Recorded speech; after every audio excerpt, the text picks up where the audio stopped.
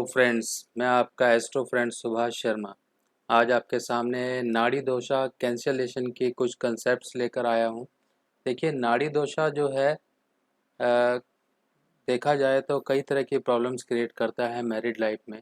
तो हमको सबसे पहले ये समझना होगा कि ये नाड़ी दोषा का जो कंसेप्ट है ये कहाँ से आया है और हमें क्यों इम्पोर्टेंट है कि हम इसका भी थोड़ा ध्यान रखें during the matching of the chart.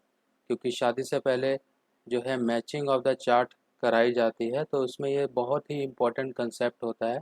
इसका बहुत ही ज़्यादा ध्यान रखने वाला होता है कि अगर हमको हैप्पी मैरिड लाइफ चाहिए तो सबसे पहले हमें ये देखना है कि नाड़ी दोषा में ये कंसेप्ट कौन से पॉइंट का है और ये कितने पॉइंट दर्शाता है।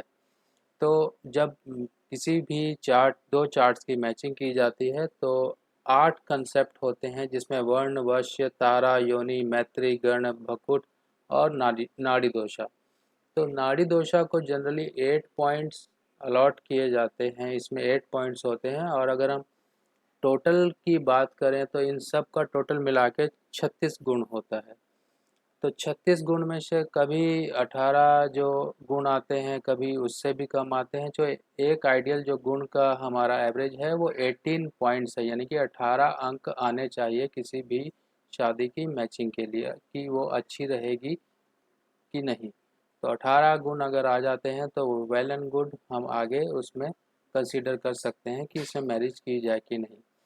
तो अगर हम देखें नाड़ी दोषा के बारे में, तो नाड़ी दोषा के बारे में बहुत जो हैं हमारे ऋषियों मुनियों ने और अच्छे अच्छे जो ज्योतिषाचार्य रहे हैं उन्होंने बहुत ही व्याख्या की है इसके बारे में कि जो नाड़ी दोषा है कई तरह की जो दिक्कतें हैं वो मैरिड लाइफ में क्रिएट करता है। तो हमें इसके लिए बहुत ही ज़रूरी है कि नाड़ी दोषा के फैक्टर को हम कंसीडर करें। तो आज मैं इस पोस्ट में आपको यही समझाने आया हूँ कि नाड़ी दोषा किस तरीके से कैंसलेशन होता है और कैसे हम अपने जो कई बार सॉफ्टवेयर में ये इंडिकेट होता है कि नाड़ी दोषा है, पर हम अपने इसको मैनुअल जो पैरामीटर्स हैं उनके साथ इसको ला के हम ये चेक कर सकते हैं कि सॉफ्टवेयर जो इंडिकेट कर रहा है क्या फर्दर चेकिंग से वो दोषा कैंसिल हो रहा है कि नहीं।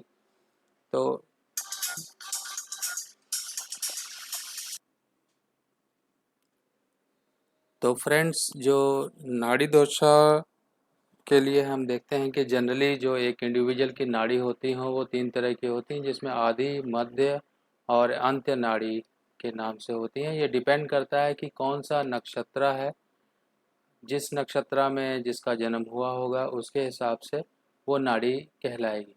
तो यहाँ पर हम देख लेते हैं कि हमारे सामने जो एक ये हमने एक पैरामीटर चेक किया है जिसके अंदर कि हम देख सकते हैं 2 बर्थ डिटेल्स को हमने यहाँ पे लिया है जिनकी मैचिंग करनी है। तो यहाँ पर मैं आपको दिखाना चाहूँगा मून।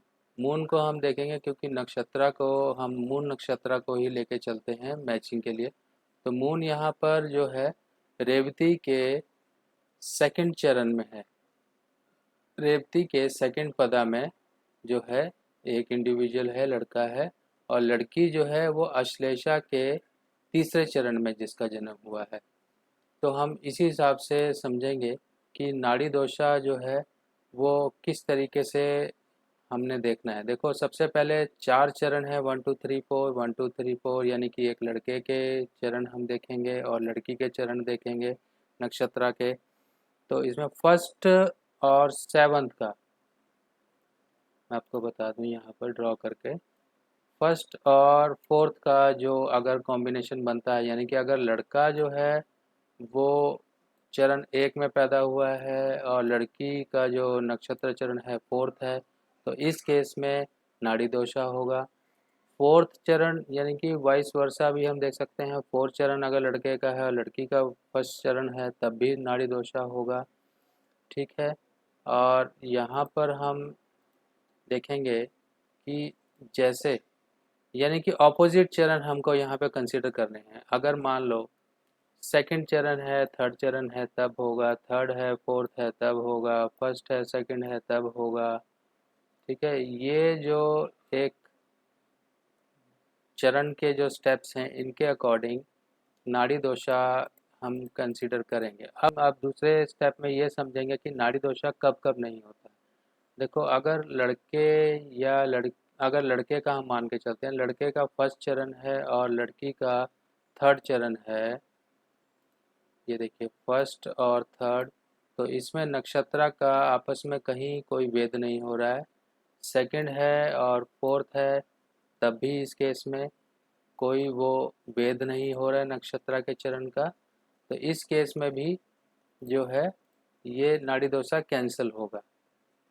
नेक्स्ट जो है मैं यहाँ पे आपको समझाना चाहूँगा। अब देखो, यहाँ पर सिंपल क्लियर कट जो है इंडिकेशंस हैं कि किस केस में जो है उसको नाड़ी दोषा को हम कंसिडर करेंगे, किस केस में नहीं करेंगे। आप देखिए यहाँ पर there will be no cancellation if nakshatra are leading to the pada Veda. जैसे कि अगर लड़के का फर्स्ट पदा में जन्म हुआ है और लड़की का फोर्थ पदावती नक्षत्र में जन्म हुआ है तो वो इस केस में नाड़ी दोषा रहेगा।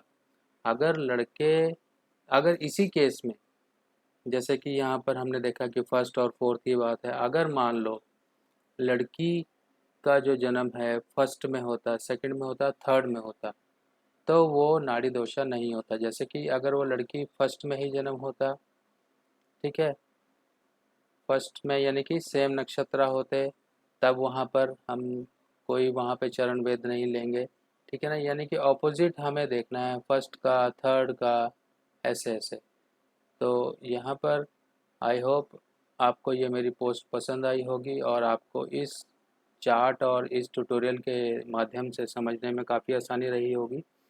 तो आपसे मेरी यही रिक्वेस्ट है, मेरी पोस्ट को लाइक कीजिए, शेयर कीजिए और सब्सक्राइब कीजिए ताकि आपके साथ मैं इसी तरह जुड़ा रहूं और आपके लिए नई से नई पोस्ट लेकर आता रहूं। तब तक के लिए मुझे इजाज़त दीजिए। Thank you.